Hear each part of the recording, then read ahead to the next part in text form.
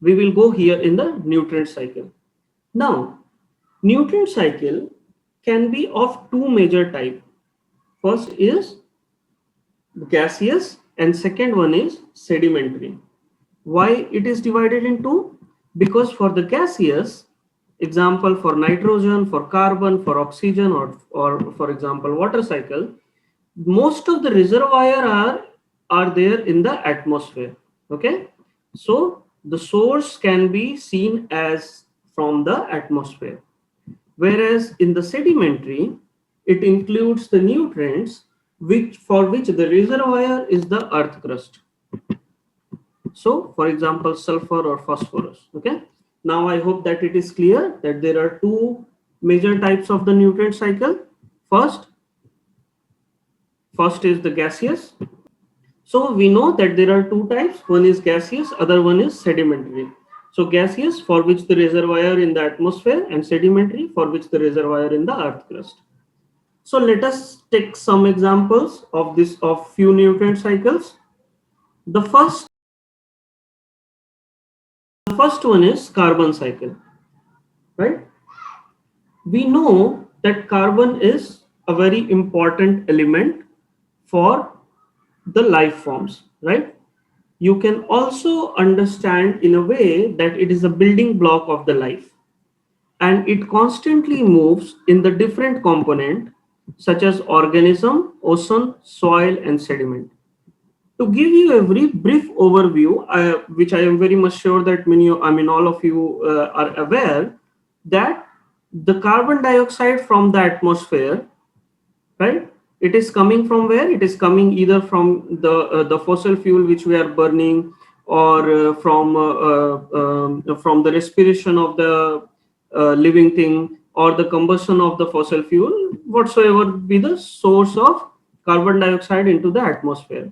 Once it reaches here, right, it can be utilized by plants for the photosynthesis, or the other, which is one of the major sink, is the seawater, right, where the carbon dioxide from the atmosphere goes into the water and mixes. We will come to that in a bit. But before that, there is a very important information. Apparently, the deep ocean reservoir, which is 50 times larger than what is stored in the atmosphere. If you remember, I said that the nutrient cycle, the first one is for which the reservoir is the atmosphere. However, for the carbon, for a long time, the deep ocean reservoir is the largest reservoir for the carbon.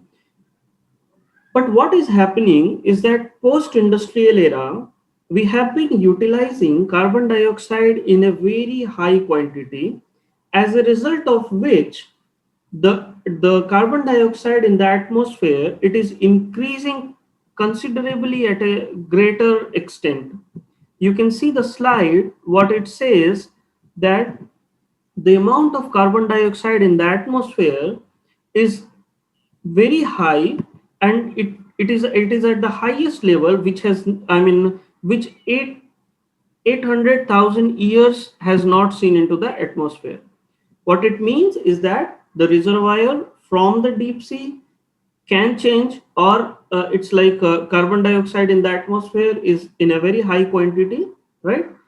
Ocean was a net source of carbon dioxide to the atmosphere, whereas now the majority of the carbon that enters the ocean comes from atmosphere. So we can say it's a kind of switching. Previously, ocean was the main source of carbon dioxide into the atmosphere, whereas now majority of the carbon that enters the ocean comes from the atmosphere, and atmospheric carbon dioxide is increasing at a very rapid scale. Some of the literature I have cited here, the decadal trends in the ocean carbon sink and the ocean sink for anthropogenic carbon dioxide. These articles suggest that close to 25 to 40% of the carbon dioxide which is emitting in the atmosphere, whatever the reason is, whether it is by the human or by the living thing respiration, or by the detritus food chain, or by the burning of fossil fuel or vehicle, or whatever the reason, oil, gas, and blah blah blah, so many reasons, close to 25 to 40% of them are going into the ocean. Now, what happens when the carbon enters into the into the ocean? It will dissolve into the water, and this is a very simplified form. We will go little deep in the next slide. So what will happen if the atmospheric carbon dioxide, if it is entering into that into the sea, right, that can be utilized by the phytoplankton, because phytoplankton will do photosynthesis in presence of sunlight, right? Now this phytoplankton will be consumed by the zooplankton. Okay, that's in the first stage of the first consumer, right? Now this zooplankton will be further eaten or consumed by the fishes. Now these fishes will respire. In the process of respiration, it will give back carbon dioxide to the surface, right? And also zooplankton will respire. So whatever respiration is happening, it is going back to the surface. Now, some of these zooplankton may be eliminated by death, and also their fecal matter or their detritus or dead and humus and all those things, which is called as dissolved organic matter or dissolved organic carbon, will reach to the bottom of the sea, which gets fossilized and converted into fossil fuel, right? So this may be looking very easy oceanic carbon cycle. However, it is not as simple as it appears. There are several different factors, several different organisms are involved in the oceanic carbon cycle. We will see in the next slide.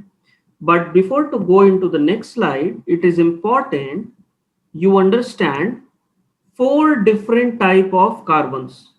Okay, first one is dissolved, because it's in the water, dissolved inorganic carbon, dissolved organic carbon, particulate organic carbon, and particulate inorganic carbon. Now these four different types of carbon are interchangeable depending on the physical processes and depending on the biological processes. So for example, if you have particulate organic carbon, with the help of respiration, it will get converted into dissolved inorganic carbon.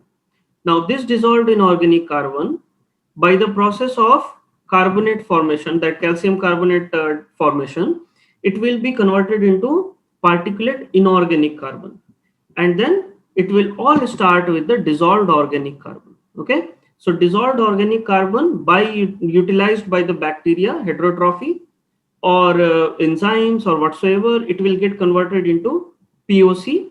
It's a reversible cycle, right? We will see in the next slide in little detail. So I hope that by now it is clear that once the carbon is entering into the water, this carbon is utilized by the phytoplankton, which in turn is consumed by the zooplankton, by the fishes. Whatever remaining carbon dioxide in the form of respiration will go back, and then some of these zooplankton, fishes, and other organism, once it is eliminating and death by the death, it will go and settle down into the bottom, which will get converted into fossil fuels, right? So this is a simple one. Now, as I said that it is not as simple.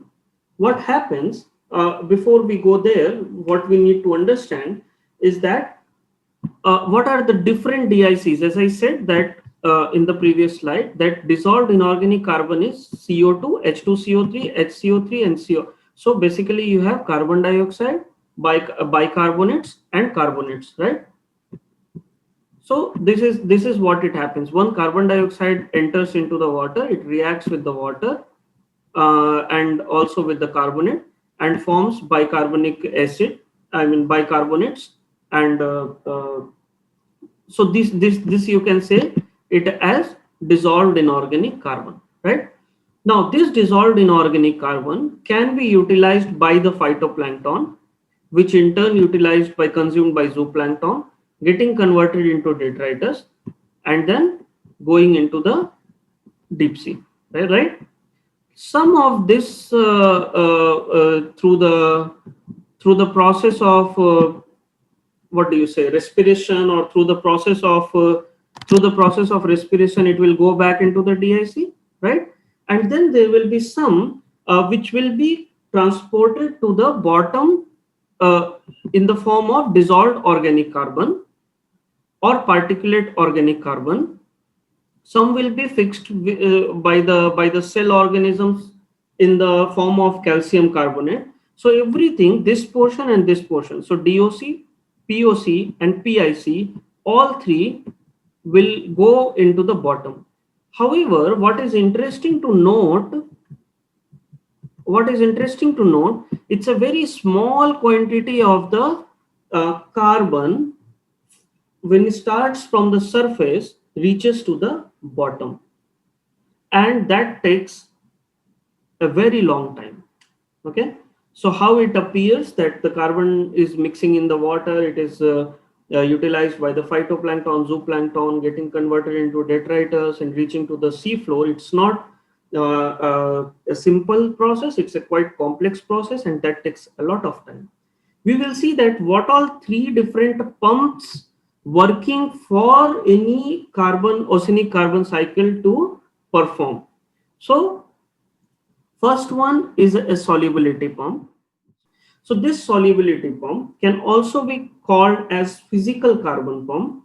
So basically what is happening is that atmospheric carbon dioxide is entering into the seawater, and you must be remembering a concept called downwelling, or with the deep convection. It means that the surface water, when it is going down, right, with that process, whatever the carbon, whatever form of carbon, whether it's a DIC or whether it is a DOC, it will reach to the bottom, right? Bottom, with the bottom I mean to say anything below 1000 meter or 1 kilometer, right? So it will go there. Now you may also be remembering that there is a upwelling with the great conveyor belt, right? If it is happening in the coastal water, or otherwise near to the continental shelf, then a number of upwelling will happen in the coast, and that will again bring the carbon dioxide to the top, which will go and mix with the atmosphere again. If it is happening in the open ocean, then with the help of the great conveyor belt, this water which gets mixed and it comes to the top, then it will finally reach to the atmospheric carbon dioxide. So this is a physical process where no organisms are taking any role, and directly the atmospheric carbon dioxide which is entering into the water goes to the bottom and then comes back again with the process of upwelling, or with the process of this great conveyor belt, and then going back into the atmosphere. So this looks simple. Now we will go to the second one, that is carbonate pump. You may be remembering that a number of organisms are calcareous in nature in the ocean. For example, you can see gastropods, right? Or you can see mussels, or you can see crabs, or you can see any of the crustaceans. Most of the crustaceans are having calcium carbonate shell. So once the carbon dioxide which is entering into the atmosphere, right, it gets reacted with the water and forming the carbonic acid, that is H2CO3. This carbonic acid will further split into bicarbonate and carbonate. Now this carbonate will be utilized by the organisms to make calcium carbonate. What will happen afterward? This cells, once it is died, or the organisms, once it is died, it will start sinking to the bottom, right? Again, it's not a straightforward process, because many of the cells or the organisms having the calcium carbonate cells will be fed by the bacteria or decomposed by the bacteria or other microbes, and then again release carbon dioxide which comes to the surface. However, remaining calcium carbonate, which is there in the shell, reaches to the sediment and it forms the fossil. Okay, or it forms the carbonate cliffs inside the ocean. So this is the second pump, that is carbonate pump. The third one, which is one of the most prominent one, that is the biological pump. And what biological pump means? So once the carbon dioxide, which is reaching to the seawater, right, it's being utilized by the phytoplankton, and then phytoplankton, it's being consumed by the zooplankton, and then with the respiration it will again go out. Now this zooplankton will be decomposed by the bacteria. That's a process called as a microbial loop that we will see in the next slide. So just keep this in mind. But then this zooplankton will be further eaten by the higher level consumers. Again, through the process of respiration, some carbon dioxide will go out.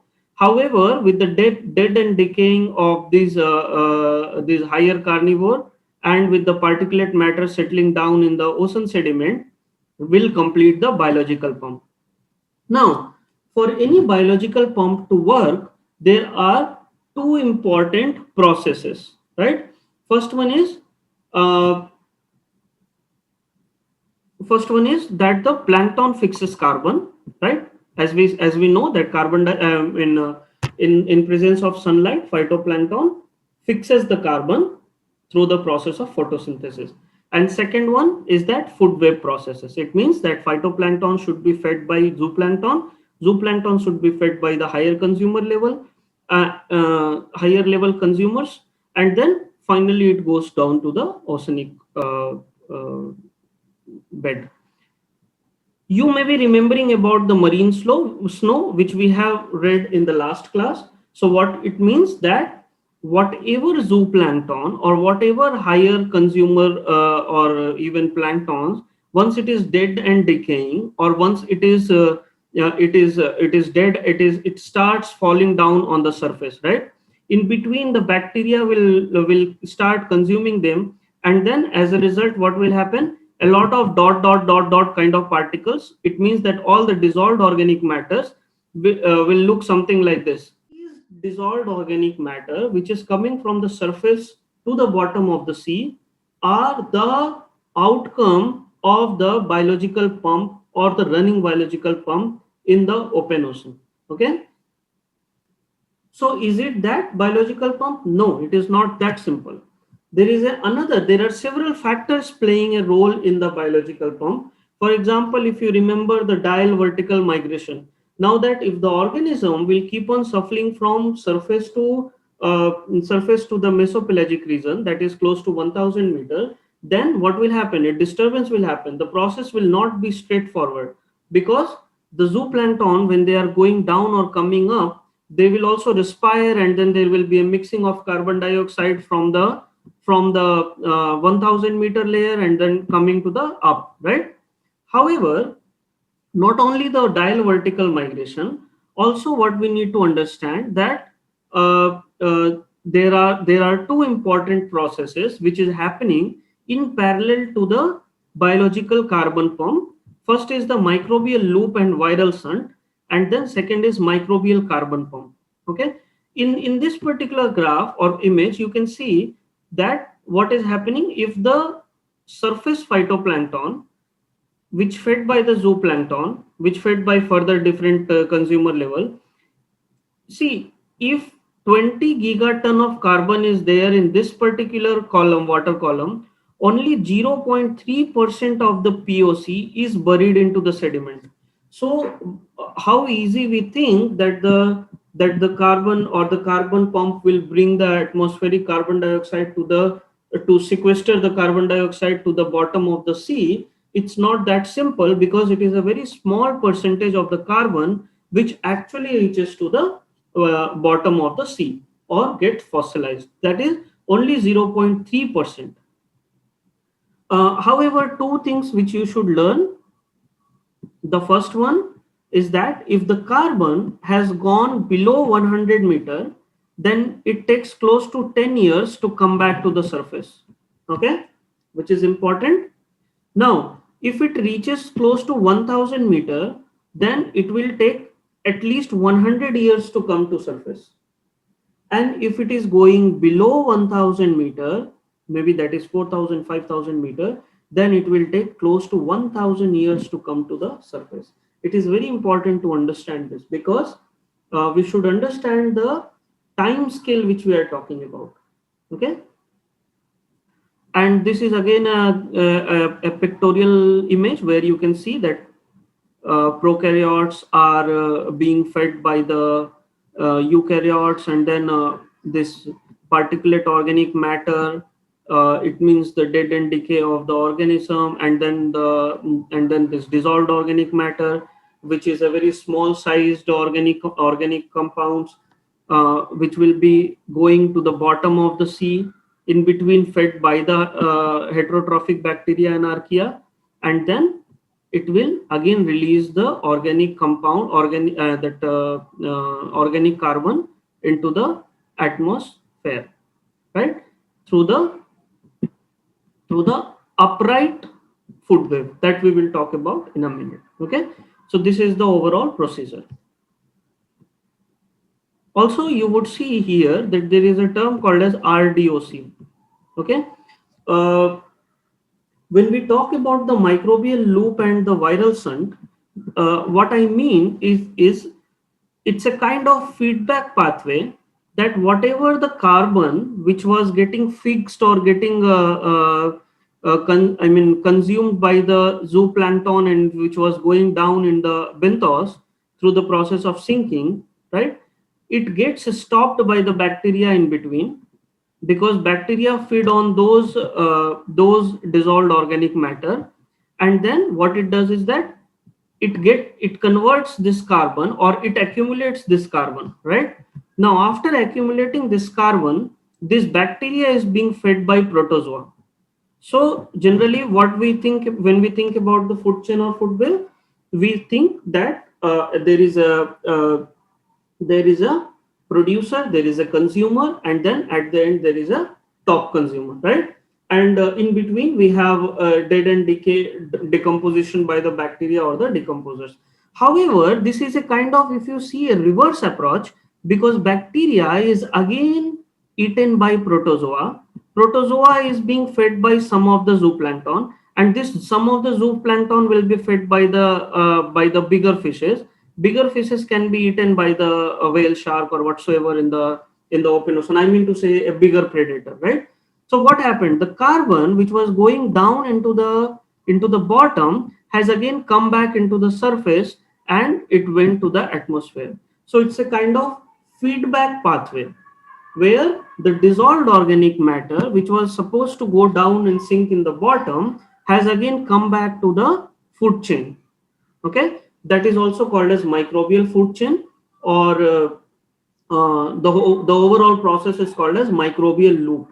And this was discovered by a very famous microbial ecologist, Farooq Azam, and when he was working in 1970s and 1980s in the University of Southern California. Southern California. So at that time, there was no such concept that microbes can also bring back the dissolved organic matter into the food chain.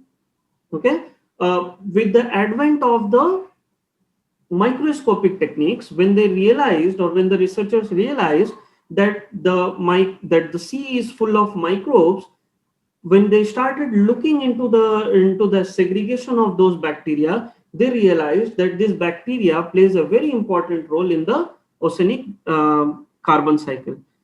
Again, if you can see this particular graph, image which I have put here. Where is my cursor?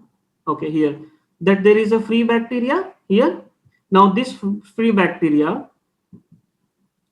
okay, and then there is a phytoplankton. This free bacteria and then phytoplankton. So there is a hot spot that bacteria is segregating on the this detritus, or the dissolved organic matter, right? And then this is bringing back to the protozoans. Okay, so this is a kind of animated picture. in order to make you understand that how the bacteria is bringing back the dissolved organic matter into the protozoa and then zooplankton fishes, and then this they will definitely respire, or again it goes back into the food chain, right? There is another term or another finding that these bacteria, when they consume this dissolved organic matter, that do not exactly go to the protozoa level, because there is a virus which is specific to the bacteria. So this virus works specific to the particular bacteria. Now this virus, when they infect to the bacteria, they lyse, and then when they lyse again, the dissolved organic matter will go back into the deep sea. So how you can see that? You can see that where you can see, okay, here you can see that virus is infecting the heterotrophic microbes, which was actually making the microbial loop. Now because of the lysis, what happens is that the dissolved organic matter went back into the system. Okay, whereas what was happening, if the virus was not here, if the infection was not there, then bacteria was digesting or ingesting the dissolved organic matter, which was going in this particular chain to the protozoan, to the zooplankton, and then to the higher trophic level. So this particular virus, when is infecting this microbe, is collapsing the microbial loop and then bringing back again the dissolved organic matter, which goes, if you see this green line, which goes into the deep sea. Okay, so this was the idea in 1970s, 1980s, which was found that there is a microbial loop and then there is a viral shunt, which plays an important role in biological oceanography. I mean biological carbon pump. The second and the very recent information. See, we all are aware that there is a climate change happening because of the atmospheric carbon dioxide, right? And everybody is looking for, it's a thousand. What do you say? It's $1 million question, or it's a million dollar investment. If you have any way to find out that how to sequester the carbon, right? Close to 10 years back, I guess in 2010, 2011, by where is the cursor? Nianjo Jiao. Okay, again there is a sarcasm in the team. They found that even though there is a microbial loop and there is a viral shunt, there are bacteria which is converting the dissolved organic matter which was coming from the surface into recalcitrant dissolved organic matter. Now, at this point of time, I would like to make some things clear. First is that when I am saying in the previous slide, dissolved organic matter, which is coming from the surface, which is going toward the bottom, right? Now, this dissolved organic matter, it's not all the dissolved organic matter which can be utilized by the heterotrophic bacteria. There are labile dissolved organic matter. It means that only those dissolved organic matter, or DOM, which can be utilized by heterotrophic bacteria, is going into the microbial loop. Okay. Now there are several other findings suggested that there are bacteria, for example SAR11 and all, which can convert this labile dissolved organic matter, or say carbon, into recalcitrant dissolved organic matter, or dissolved organic carbon. What it does is that once it gets converted into that recalcitrant DOM, it is resistant to the biological decomposition. So now think in this way, that if this RDOM is going below 1000 meter, okay, and if it gets accumulated, there are two things to remember. First is that from 1000 meter anywhere coming to the surface, it takes 1000 years, right? And on the top of that, we have a system, or we have a bacteria which is converting it into the recalcitrant dissolved organic matter or recalcitrant dissolved organic carbon. It means that further it is not accessible to each and every bacteria to break down. So if there are no bacteria or if there are less bacteria which can hit on this recalcitrant DOM, it means that more and more time this carbon will be sequestered into the deep ocean, right? And you would be surprised to know that more than 95% of the total dissolved organic carbon in the ocean, it's this RDOM, that is recalcitrant dissolved organic matter, close to 624 gigaton of carbon. So now you see what kind of advancement it happens. So previously we know about the solubility pump, then about the carbonate pump. We knew about the biological pump. In 17s and 80s, we came to know that biological pump is being controlled or is being heavily influenced by the microbial pump. Then the viral shunt came, and then it says that the viral shunt is again giving back the dissolved organic matter into the atmosphere, into the water column. And then 10 years back we came to know that there is something called as microbial carbon pump. It means that once it uses the dissolved organic matter, it converts into recalcitrant dissolved organic matter, and then it stores into the deep sea. And this is one of the mechanism which worldwide people are trying now to sequester the carbon so that we escape from the global warming, right? When I say recalcitrant dissolved organic matter, a question comes that what is this RDOC or what is this RDOM which is not utilized by the other bacteria? So mostly they are the cell wall component, for example, peptidoglycans, lipopolysaccharides, lipoproteins, or aromatic and olefinic components. So which are not so easy to degrade, and not all the microbes can degrade. It is not that no bacteria can degrade, it is that only some of them will be able to do it. Okay. So now you understand that why this recalcitrant dissolved organic carbon is important. Okay. I hope that's clear now.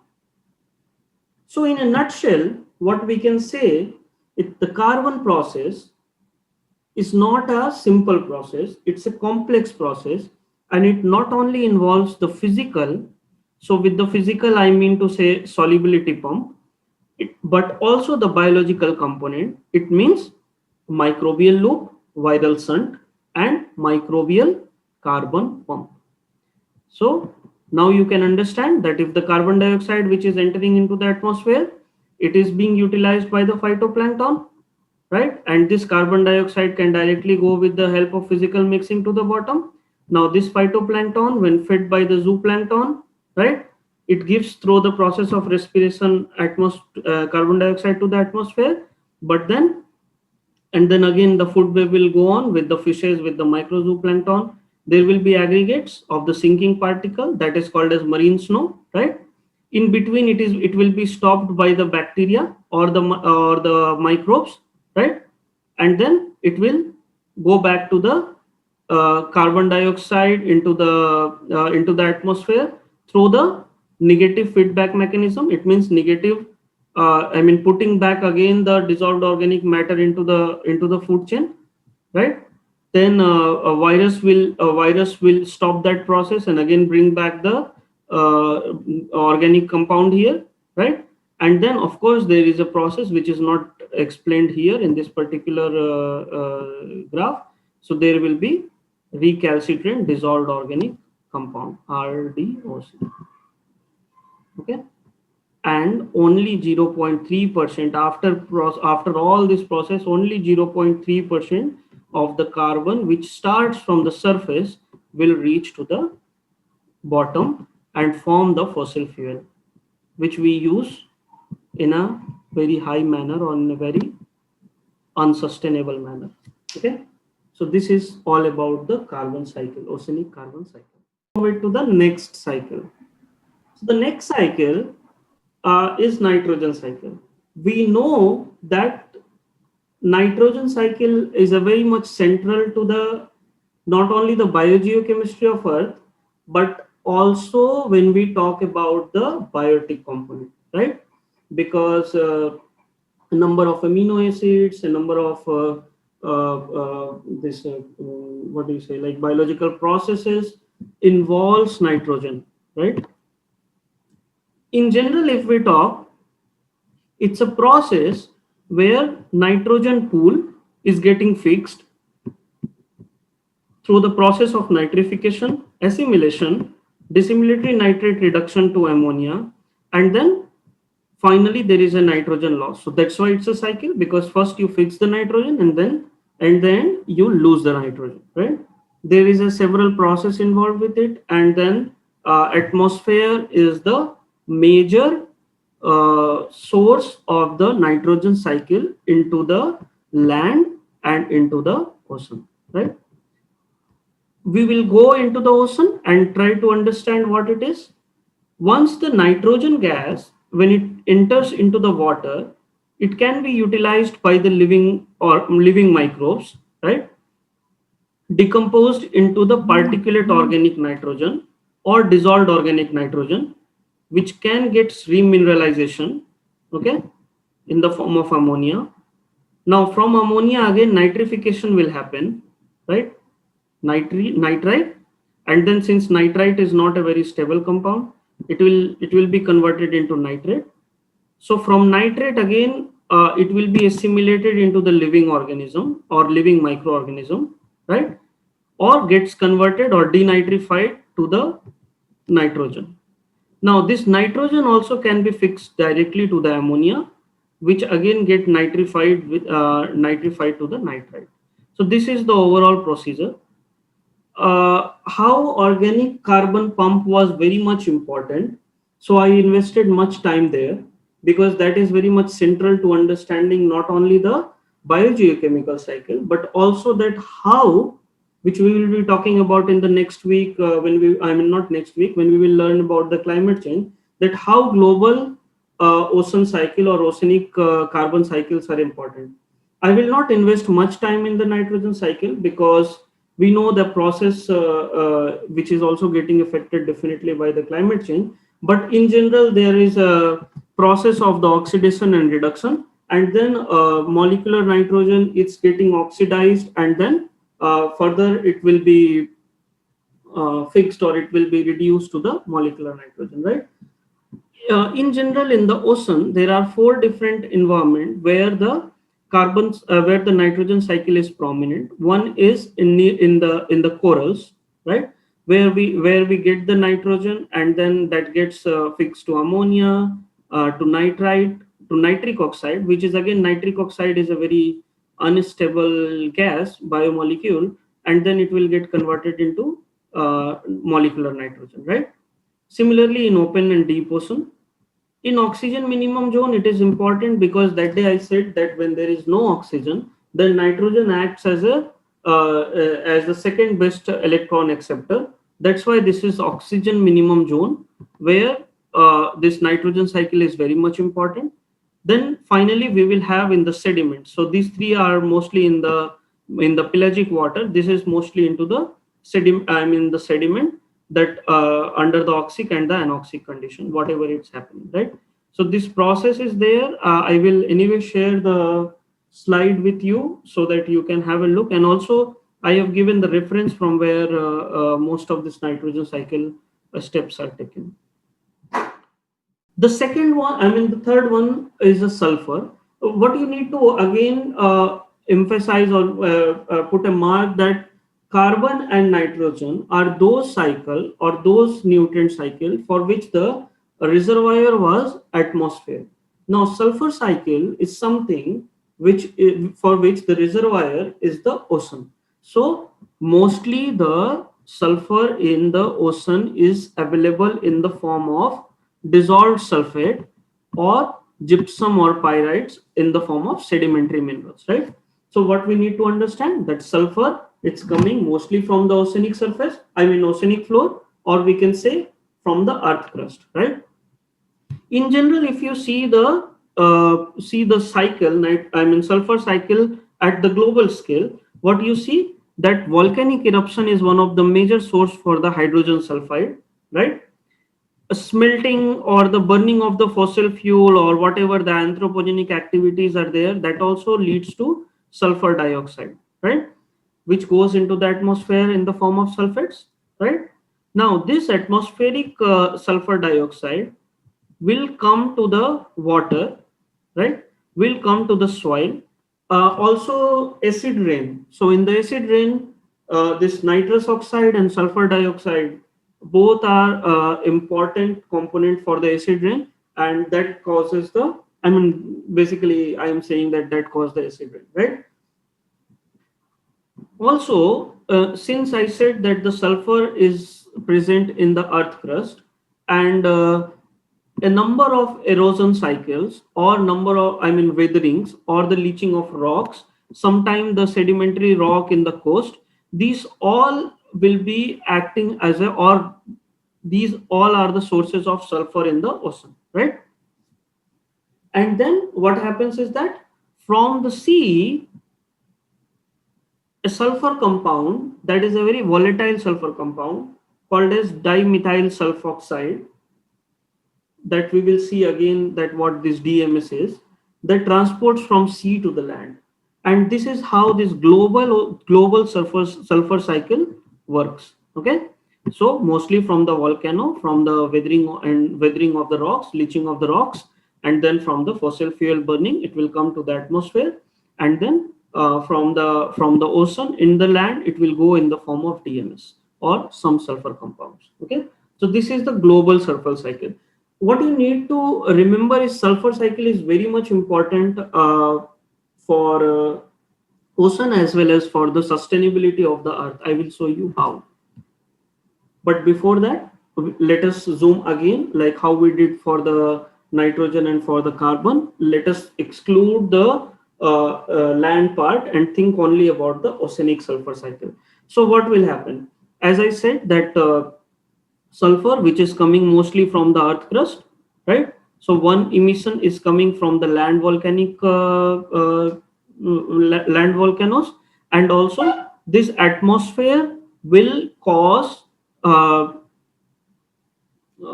okay, let us see in this way, that also there is a volcanic vents in the sea or hydrothermal vents from where the sulfide is coming. Okay, one more thing is that whenever I say that the volcanic activities in the sea, it does not have to be only, I mean, I don't mean only into the hydrothermal vents. It can be even shallow water vents. Okay, so any vents or any volcanic activities in the sea releases a lot of hydrogen sulfide, and that mixes into the atmosphere. Now understanding the sulfur cycle is easy if you look into three particular boxes.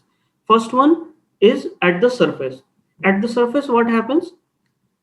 We get in the epipelagic zone, DMSP is produced by the algae. So utilizing the sulfate in the water, these kind of microbes like Emilia huxley, which is a coccolithophores, also you can understand in a way that it's a microalgae, okay, or otherwise also some of the bacteria like Silicibacter. So these microbes will produce, utilizing the sulfate, a compound called as dimethyl sulfonopropionate, that is DMSP. Okay, now this DMSP, it's being converted, since DMSP is a very volatile compound or a very reactive compound, so it will not stay. It will get converted into DMS, or it will get converted into methanethiol. Okay, in any case, whether it is getting converted into dimethyl sulfide DMS or methanethiol, okay, MESH, it will go into the atmosphere, as you can see in this particular example, right? It will go into the atmosphere, right? So from the sea it went to the atmosphere. Now in the continental shelf, so this particular region, I hope that you remember what continental shelf means. So if you see in the continental shelf, what happens is that the sulfate reduction will happen by the sulfur oxidizing bacteria. For example, Thiomargarita nambiensis. Okay, There are many. I am just giving one example, that Thiomargarita namibiensis will utilize uh, uh, this H2S, okay, and it will convert this into the sulfates, okay. Now, uh, this particular example is given why, because on the coast of Namibia, from where the name comes, Thiomargarita namibiensis, in the coast of Namibia, when the upwelling in the upwelling region, this particular bacteria is abundant, Thiomargarita namibiensis, and also this is a place where you have a very large sedimentary deposit of phosphorites. Okay, so in the continental shelf, sulfate reduction contributes significantly to the organic matter degradation, and this H2S reoxidized by the sulfur oxidizing bacteria. And this process is important because of the coastal upwelling, right? So this is the second activity which is happening in the sea, apart from algae in the epipelagic area. The third one is near to the hydrothermal vents. So in the deep sea hydrothermal vents, this sulfate precipitates out, okay, and at the higher temperature above 150 degrees Celsius. Now this hydrogen sulfide, it's been produced by leaching of sulfur from the basalt at the higher temperature in the oceanic crust. Okay, this particular reaction, or this energy yielding reaction by the free living and the symbiotic microbes that provides the basis of life in the deep sea vents. So now you can understand three particular what do you say events, or three particular phenomenon related to the oceanic sulfur cycle. First is that ocean is a source of sulfur to the atmosphere, and I mean, apart from the volcanic emissions and anthropogenic activities. Second is that the sulfate is being utilized by the algae, getting converted into dimethyl sulfoniopropanate, that is DMSP, which is being utilized by the microbes to produce either DMS or MESH, right? And both are volatile and it goes into the atmosphere. Second is that in the continental shelf, we have the bacteria, sulfate reducing bacteria, which creates this sedimentary deposits of phosphorites. Okay, and the third, the hydrogen sulfide, which is emitting out from the deep sea hydrothermal vent, is being utilized by the sulfate reducing bacteria and sulfur oxidizing bacteria, and provide the basis for the life in the deep sea vents, right? Oceanic sulfur cycle is very important, because when you go to the coast, it is that DMS, or it is that dimethyl sulfide, which causes, or which is a, what do you say, it's like a characteristic smell of the ocean. So when you go to the coast, from the far itself, if the coast is near or the sea is near, from the far itself you will have some feeling or some smell that there is a coast or there is a sea, right? So this is because of the DMS, which is the smell of the shore. Okay, so this is important. Now, two very important phenomenon are related to the sulfur cycle. First one, I named it as DMS, that is dimethyl sulfide, rings the bird's dinner bell. So how it is linked? Just listen, I will explain it. When you have the phytoplankton or the microalgae, as I said in the previous slide, we have coccolithophores, that is Emilinia huxley, right? This Emilinia huxley, when fed or when degraded by the, or when attacked by the bacteria or the microzooplankton, right? It converts, the phytoplankton produces DMSP, not DMS directly, right? So DMS we have seen, the dimethyl sulfoniopropanate, DMSP. When the phytoplankton utilizing the sulfate makes the DMSP, gets lysed by the bacteria or by the virus or other microzooplantons, it gives DMS. Now, this DMS is a kind of acts as a chemoattractant because it's a volatile organic compound. Now, this volatile organic compound goes into the atmosphere and act as an infochemical which attracts the birds. So once the birds smell this DMS, they know that there is a phytoplankton bloom happening, or there are lots of phytoplankton which is creating the DMSP. And then when the phytoplankton will be there, what it will be there? There will be also a zooplankton. Now, if the phytoplankton is there and then zooplankton is there, on which mostly the birds fed. So based on this infochemical, these birds will get attracted towards the zooplanktons. Okay. Also, once the birds are coming, then a large number of fish predators, big fish predators, will also get attracted toward this particular location because they know that if the birds are coming, then definitely there would be a zooplankton. So either they can feed directly on the zooplankton, or they can some of the fishes which feeds on the birds, that will also come, right?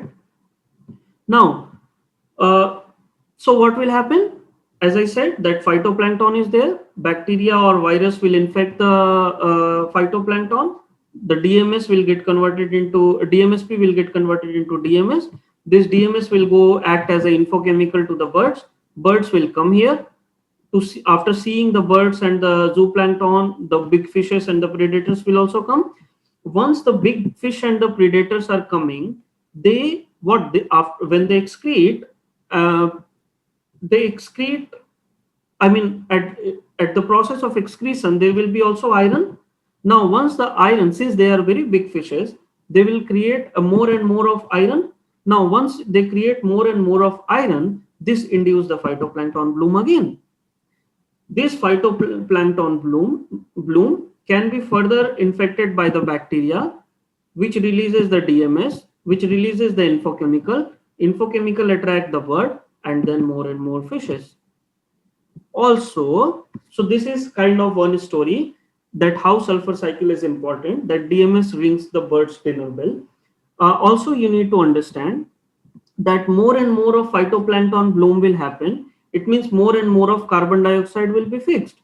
Once more and more carbon dioxide will be fixed, again, if you remember that that biological carbon pump or microbial carbon pump will activate, and then more and more particulate organic carbon will go and sink. It means what does it mean? It means that sulfur cycle, it's somewhere not working alone, but also involving other biogeochemical cycles, in particular to the carbon cycle, right? Is it clear?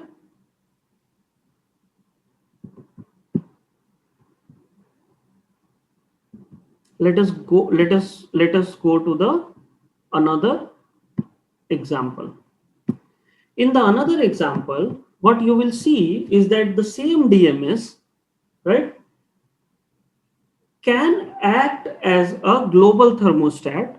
Or what does it mean? It means that whether this DMS, or it's kind of a question because it is still a hypothesis, and the work is still in progress at many excellent institute by excellent researchers, that DMS could help offset greenhouse warming, or it can act as a global thermostat. And why it is so? Because this DMS, when it is produced from the algae, now I am not concerned about the algae because you know that how it is produced, right? What you need to see directly is that DMS production. Now, when the DMS is produced, what you need to learn, or what you need to understand, is that DMS is a sulfur compound, right? And sulfur compound serves as aerosols. Now, they allow water vapor to condense around them, aerosols, and then clouds are made. So, because of the DMS, which acts as an aerosol, it acts as a nuclei of the cloud, and a lot of clouds are formed. Now, what does this cloud do? cloud can help deflect the solar radiations. So whatever solar radiation is coming, it is deflecting without even reaching to the surface, right? Or without even reaching to the floor. I mean, ocean or oceanic surface. Yes, right. You can see here, correct? So once the solar radiation is deflected, does it mean that less and less warming will be there? First. Second is that since it produces the cloud, cloud will also precipitate, right? Correct? So these two processes are also very much regulated by dimethyl sulfide, that is DMS. And the idea was proposed by James Lovelock in 1987, right? That algae, why it is algae? Because the Semillenia huxley, which produces the DMSP and gets converted to DMS, it's an algae, right? So the idea was that whether the algae play a pivot role, vital role in regulating the Earth's climate. It's a kind of a very good, what do you say? If it is possible to work on this aspect, you can see that what all different avenues it opens, right? That if the DMS is created, not only it acts as a ring bell for the bird's dinner, but it also tells you that if the DMS is there, it may form the cloud, which can deflect the solar radiation and also cause the precipitation. You will notice two paper here, right? Marine viruses and marine viruses. What is its role here? So this is written by Roberto Danovaro. What is the hypothesis is that whether the viruses impact the global climate change or whether the viruses can produce the rain. We will discuss this more when we are studying the marine microbes, but just for the idea, I will tell you that this DMSP is definitely made by algae, but this DMSP is being lysed by virus. And you see that a paper by Asaf Wardi, which is a very famous scientist, who is a very famous scientist at Weizmann Institute in Israel, has proven or has found that infection of the phytoplankton by the aerosolized marine viruses.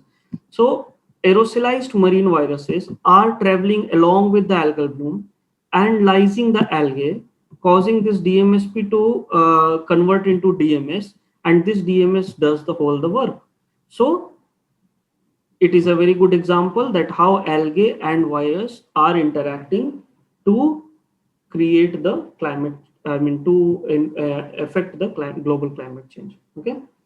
Also, there was an idea. So, who this Lovelock was? Lovelock was the one who gave the Gaia theory in the formation of Earth and in the this origin of life. So this Lovelock also gave an idea that how about fertilizing 2% of Southern Ocean?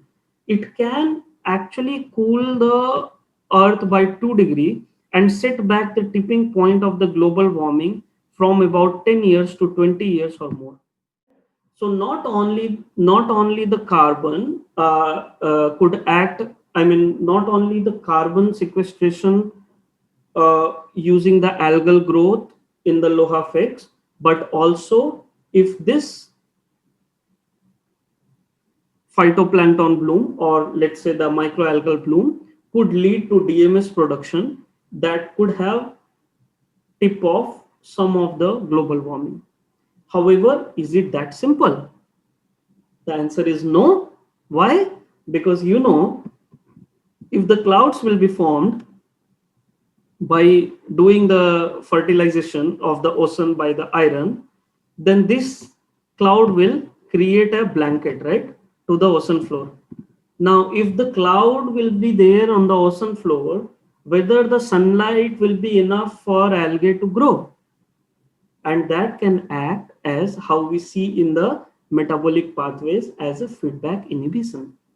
So if the clouds are there, the algae may not get enough sunlight, and then again the whole DMS process may get affected. So there is not always either A or B, it's a process, as I always say. Okay, so these are the two interesting features in the biogeochemical cycling of the ocean, particularly to the oceanic sulfur cycle. So in a quick summary, we have seen that nutrient cycle is very important, and in particular, we have talked about carbon cycle, we have talked about nitrogen cycle, and we have talked about sulfur cycle. So in more, I hope that now with this three cycle, you can understand the some biogeochemical cycle happening in the oceanic surface or oceanic water.